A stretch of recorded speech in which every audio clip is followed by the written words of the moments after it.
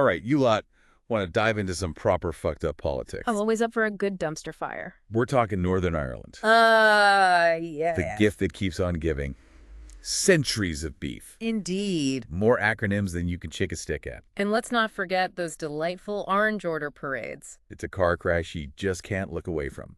Today, we're dissecting the Ulster Unionist Party. The UUP. The granddaddy of Irish political parties. The oldest, to be precise. Which means they've seen some shit.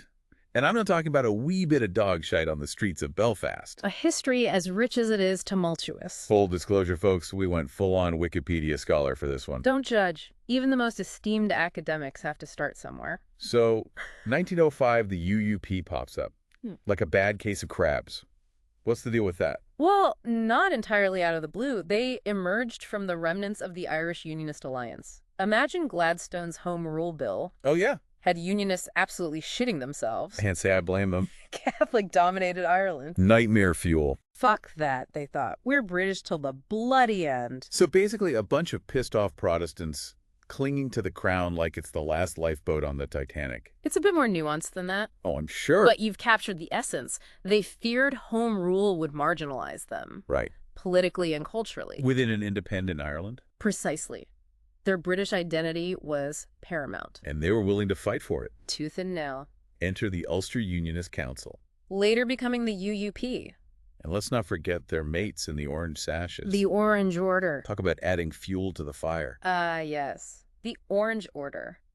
A fraternal Protestant organization. With a penchant for parades. And a deep-seated distrust of Catholicism. They definitely spiced things up a bit. To say the least. Their influence on the UUP's early years was undeniable. All right, let's talk about the blokes who ran the show. The men at the helm. Edward Carson, the OG unionist, basically told Home Rule to go fuck itself.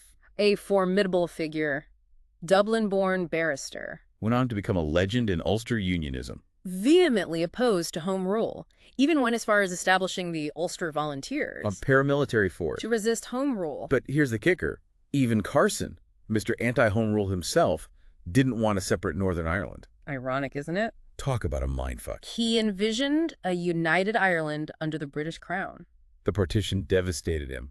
He saw it as a betrayal. It was a compromise he never truly accepted. Then we have James Craig, Lord Craigavon, the first Prime Minister of Northern Ireland. a man of considerable wealth and influence. A landowner, industrialist. His focus was on consolidating Unionist power within a partitioned Northern Ireland. Not exactly a peacemaker. No, his priority was securing the interests of his own community. And let's not forget the rest of the gang. Brookborough, O'Neill, Chichester Clark, Faulkner, A real rogues gallery, each with their own tale of political maneuvering. and backstabbing. All right, let's jump ahead to the Stormont era, 1921 to 1972. the UUP's golden age. A period of unprecedented dominance. They basically ran the show like a well-oiled machine. They secured the vast majority of Unionist votes.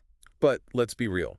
Northern Ireland was basically a one-party state, With limited space for dissent. and the UUP's ties to the Conservative Party. Cozy, to say the least. They were basically the Tories' puppets in Belfast, calling the shots. Their relationship with the Conservatives was undeniably close. Okay, fair enough. Mm.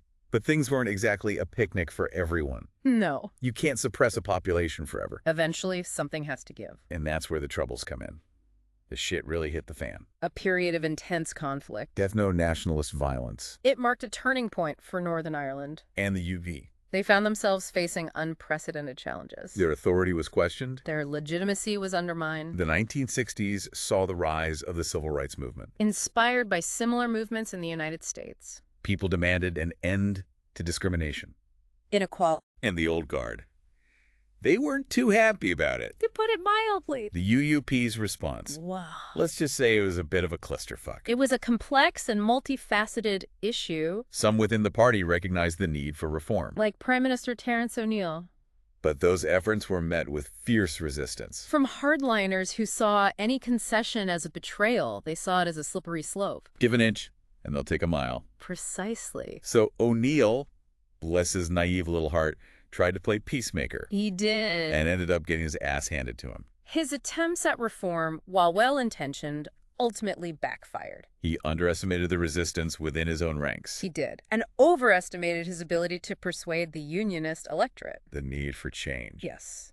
His premiership ended in failure. Which just added fuel to the fire. It did. And then wham, bam, thank you, ma'am. We have the Sunningdale Agreement, 1974, a bold attempt at power sharing, they called it. It was. What a load of bollocks that turned out to be. The Sunningdale Agreement was a pivotal moment. Pivotal in the sense that it went tits up. It aimed to establish a power-sharing executive. Unionists and nationalists working together. Yes. What could possibly go wrong? However, it faced fierce opposition from within the UUP. And the wider unionist community. They saw it as a capitulation To Republican demands. a betrayal of the Unionist cause. So the UUP was too busy fighting amongst themselves to see the bigger picture. Their internal divisions played a significant role in the agreement's failure. Coupled with the rise of more hardline unionist parties. The DUP in particular. Those fuckers. They smelled blood in the water and swooped in like vultures. The DUP capitalized on the UUP's perceived weaknesses. And anxieties within the unionist community. They presented themselves as the true defenders of Ulster's Protestant heritage. And they took a much more uncompromising stance on issues like power sharing and devolution. So the UUP, the party that had ruled the roost for decades, was suddenly on the back foot. What a shit show. It was a period of decline. And introspection. They faced an existential crisis, the loss of their dominant position, the changing political landscape. Northern Ireland was a different beast altogether. It was. And then, just when you thought things couldn't get any more fucked up, along comes David Trimble, a man who either had balls of steel or a death wish. David Trimble's leadership marked a significant departure. From the party's traditional stance. He recognized that the old ways were no longer viable. A new approach was needed. To navigate the complexities of the peace process. Trimble the peacemaker. The guy who shook hands with Jerry Adams. There's a bold move. Bold. It was fucking insane. His willingness to engage with Sinn Féin, to participate in the Good Friday Agreement negotiations. It was a gamble. It was, but one that ultimately paid off. It helped bring an end to the violence. And created a framework for a more peaceful and inclusive Northern Ireland. But it came at a price, didn't it? It did. The Orange Order. The UUP's supposed allies. They disowned them. For signing the Good Friday Agreement. Talk about a slap in the face. The Orange Order's decision to sever ties with the UUP highlighted the deep divisions that Trimble's leadership had created. Within unionism. They saw the Good Friday Agreement as a betrayal. A concession to Republican demands. So Trimble was walking a tightrope. He was trying to balance the demands of the peace process with the anxieties of his own base. It was a delicate balancing act. One that ultimately proved unsustainable. Trimble resigned as party leader in 2005. After a disastrous general election result. Yes. And it's been downhill ever since, for the UUP, hasn't it? They've struggled to find their footing. In the post-Good Friday Agreement era, they've faced challenges from both sides, the DUP on the right, and the Alliance Party in the center ground. Their electoral decline has been stark. A loss of confidence among unionist voters. It appears so. And that alliance with the conservatives. The UCUNF.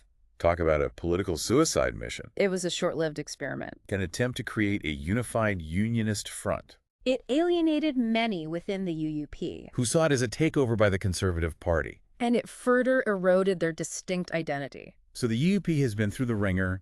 They've gone from the top dogs to barely scraping by. The fourth largest party in the assembly. It's enough to make you wonder if they have any fight left in them. Their future remains uncertain. They've had a revolving door of leaders since Trimble. Each trying to navigate the changing political landscape. And reestablish the party's credibility. It's an uphill battle. Shifting demographics. Evolving political priorities. And the lingering legacy of the Troubles. Let's hope they figure out their shit soon.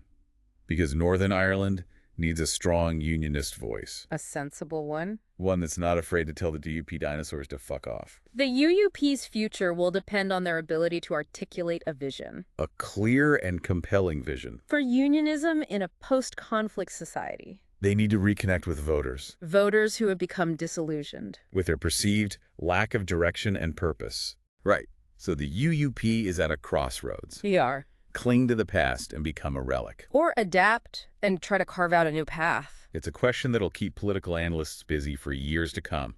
But for now, we need to take a piss break. Back in a jiffy, folks. All right, bladder's empty, ready to wrap up this Ulster Unionist Party deep dive? Fucking hell, these Northern Irish lot, eh? More drama than a reality TV show. The UUP's journey is a prime example of how messy politics can get, especially in a place like Northern Ireland. So for those who just joined us after a few pints of Guinness, let's recap. The UUP, born out of that whole home rule debacle, basically ran the show in Northern Ireland for bloody ages. They were the establishment, enjoyed a period of relative stability, although Yeah, stable, but also pretty damn unequal and sectarian. that's a fair assessment. Their close relationship with the Conservative Party in Westminster did help them maintain control, though. Oh, absolutely. Mm. A steady stream of cash and political backing does wonders, doesn't it?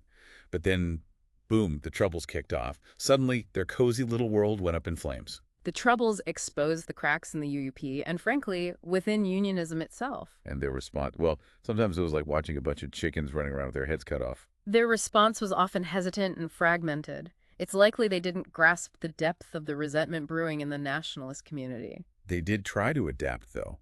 O'Neill, bless him, tried to make peace, but his own party turned on him.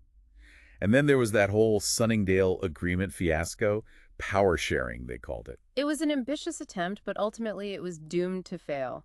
A lack of trust and too many conflicting visions for Northern Ireland's future. And let's not forget Trimble, the man who shook hands with Gerry Adams, won a Nobel Peace Prize for it, but it probably cost him his soul. His involvement in the Good Friday Agreement was a turning point, but it came at a personal cost and alienated many within his party. So the UUP, from running the show to barely clinging on, they've had more leaders than I've had hot dinners, and none of them have managed to turn things around. It is a remarkable decline.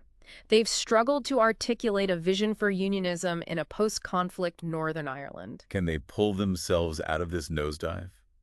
Or are they destined for the political graveyard? Only time will tell.